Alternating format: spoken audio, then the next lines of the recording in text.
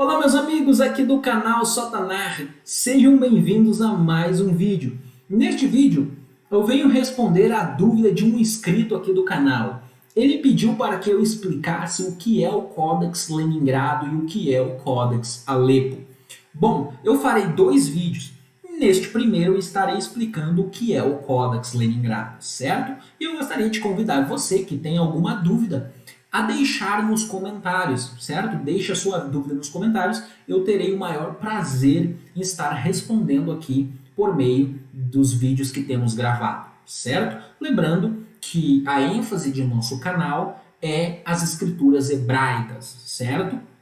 Conhecidas popularmente como Antigo Testamento no meio cristão. Bom, deixe-me abrir aqui com vocês uma pequena apresentação que eu preparei para nós falarmos um pouco aí sobre o Codex Leningrado. Bom, amigos, aí eu deixei uma imagem do Codex Leningrado, certo? O nome, então, Leningradenses, né? Nós chamamos em sua forma aportuguesada de Codex Leningrado e também é chamado de B19. O Codex Leningrado ele é um códex de tradição tiberiense da família Ben Asher. Eu já vou explicar mais dessas expressões para vocês de forma detalhada, então não se preocupe. Bom, esse códex foi da responsabilidade então de Samuel Ben Yaakov, como está escrito aqui, tá? É uma letrinha pequena, mas está escrito ali, Samuel, filho de Jacó. Então, esse é um códex de tradição tiberiense da família Ben Asher e aí da responsabilidade de Ben Yaakov. Ok? Esse trabalho. Bom, aí eu tenho uma imagem, né, essa aí foi da faculdade, né, do Codex Leningrado. Eu tive a oportunidade de pegar esta obra aí, né, aí estou eu com essa obra na mão aí, o Codex Leningrado. É claro que essa não é a obra original, é apenas um facsímile, certo, do Codex Leningrado, ok? Bom, falando sobre o Codex Leningrado, então, deixe-me mencionar algo para vocês. Bom, aqueles que já estudaram o básico do hebraico, até mesmo o alfabeto hebraico, sabem que o hebraico é originalmente uma língua inteiramente consonantal, tá?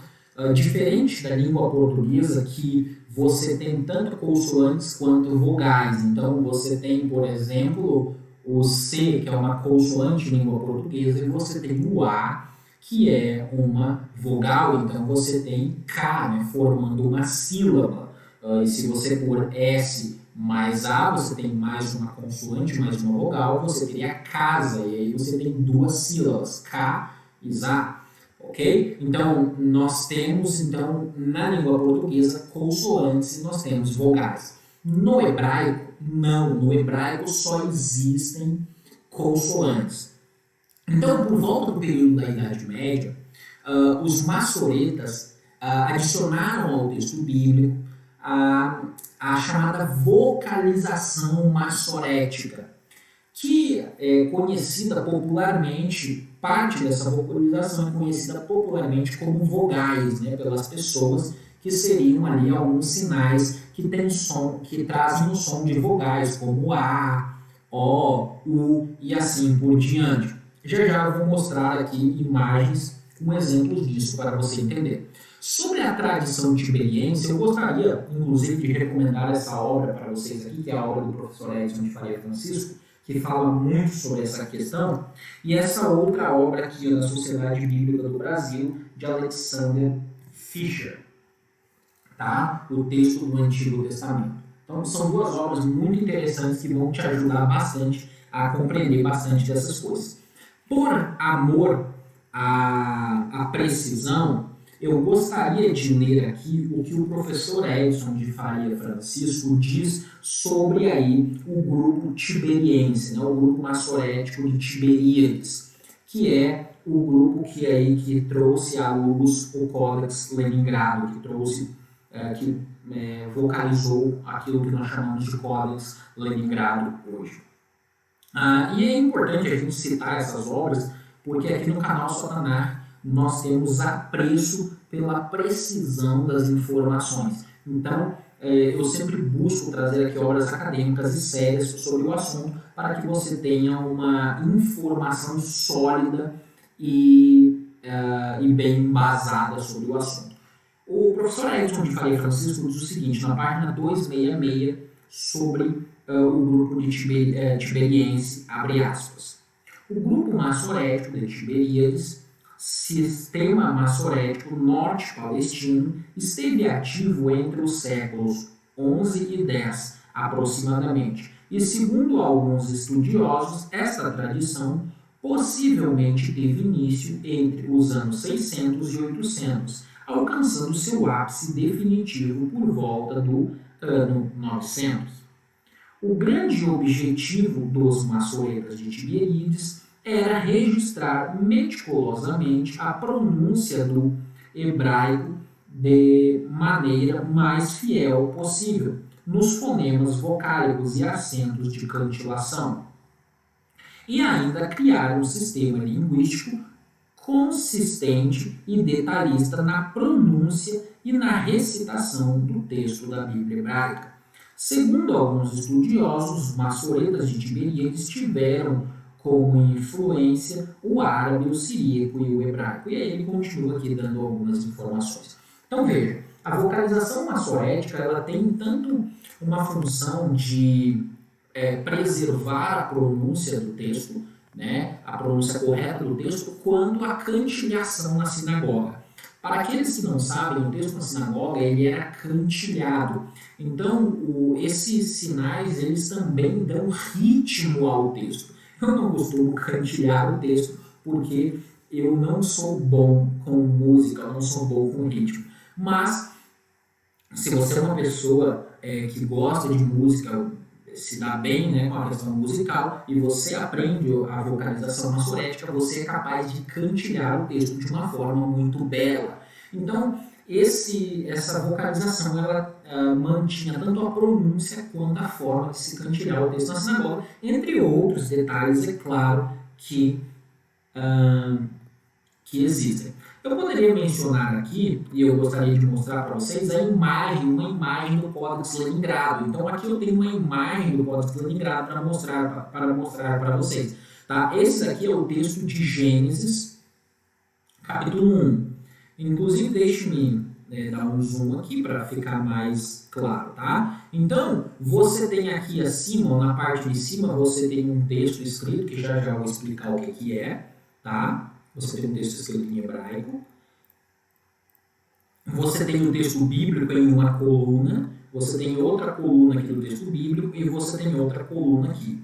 Entre essas colunas de texto bíblico, você tem aqui, deixa eu diminuir um pouquinho, a lateral, algumas anotações maçoréticas, certo?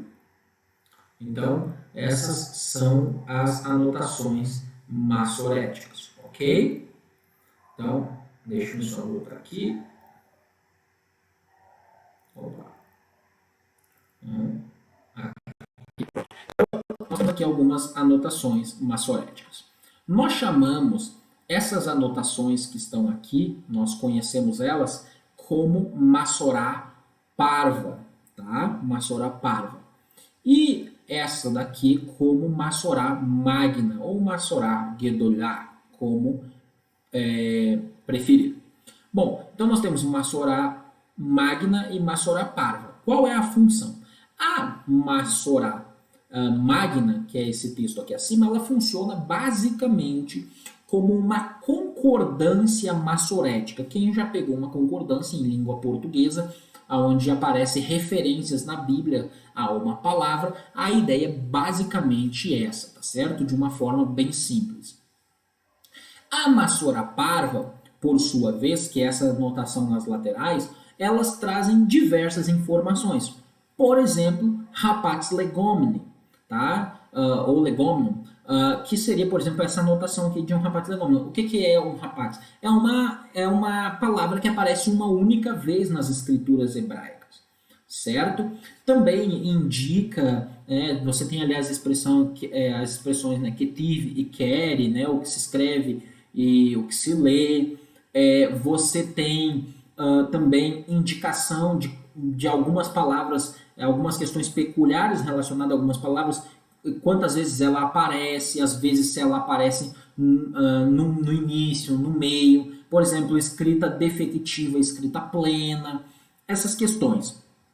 E muitos outros detalhes, eu estou explicando de forma simples, tá bom? Então, você pode ver aqui, visualmente aqui, tá? O texto é uma página do Codex Leningrado, certo?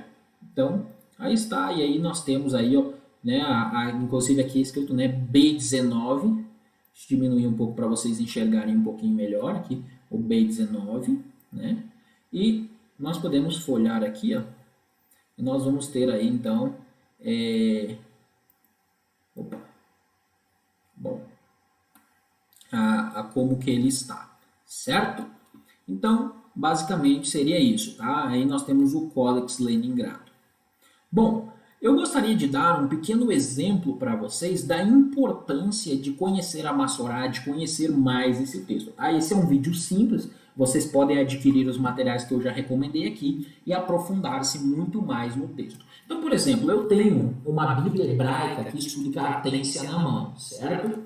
Essa Bíblia hebraica, ela tem como texto base, o texto base dessa Bíblia aqui é o Codex Leningrado. Portanto, nós chamamos isso daqui de texto diplomático, porque ela é baseada em um único códex. Inclusive, se você quiser um pouco mais de informações sobre isso, tem um outro vídeo muito interessante aqui no canal, que é Introdução à Bíblia Hebraica, Estudo da Tência, certo? Eu vou dar um exemplo para vocês agora da importância da Massorá, certo? Então, aqui, ó, eu tenho um texto de Gênesis, tá?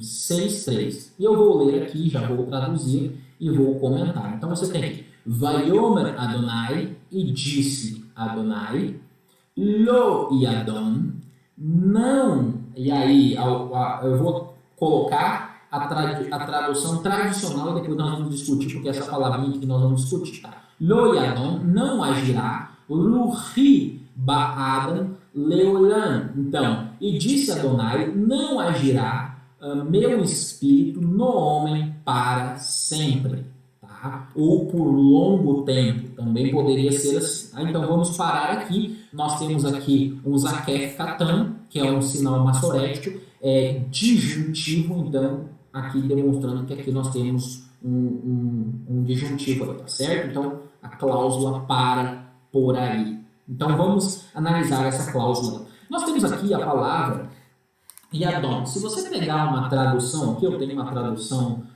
aqui na minha mão, aqui, deixa eu pôr aqui essas matérias aqui que eu estava lendo, que é a Bíblia que é João Ferreira de Almeida. Você pode pegar outra tradução, não tem problema não. Se você olhar esse mesmo texto na João Ferreira de Almeida, você vai ter o seguinte aqui, ó, você tem a seguinte tradução.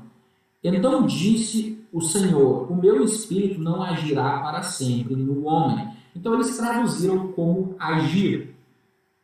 Os exegetas tiveram muito problema com essa expressão Yadon. Porque ficava se perguntando, bom, de onde vem Yadon, vem de Din, de onde vem, como traduzir essa palavra?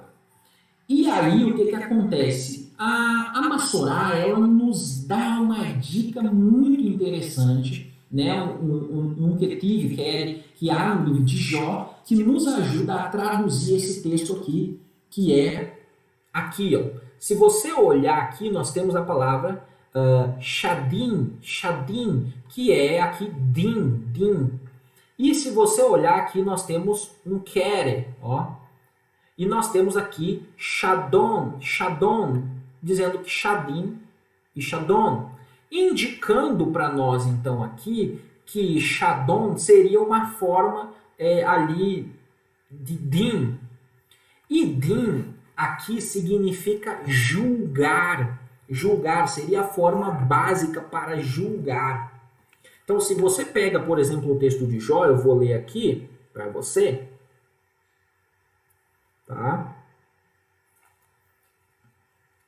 Jó, capítulo 19, versículo de número 29 diz assim: Temei, pois, a esposa, porque tais acusações merecem o seu furor, para saberdes...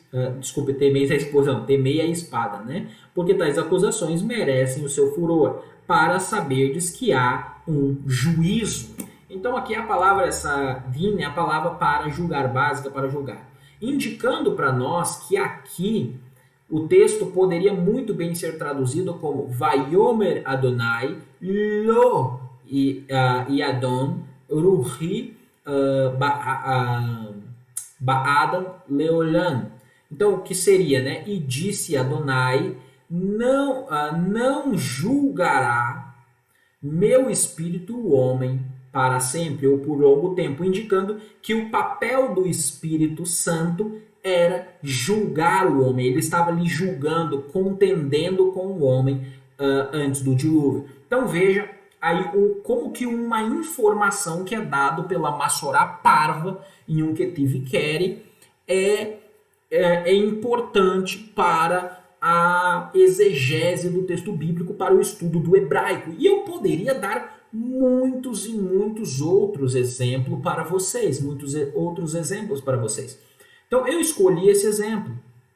Eu achei importante dar um exemplo, porque além de você entender o que é o Códex Leningrado, o que é família tiberiense, inclusive eu até estou pensando em fazer alguns vídeos aqui falando sobre as famílias, né? Família de Ben Asher, família Ben Naphtali e assim por diante. Eu achei importante dar um exemplo para você perceber a importância do trabalho dos maçoretas. Muitas pessoas falam dos maçoretas e não conhecem o trabalho dos maçoretas e também não entendem o trabalho dos maçoretas. E o trabalho dos maçoretas foi muito importante e é até hoje para nós estudantes do hebraico bíblico muito importante.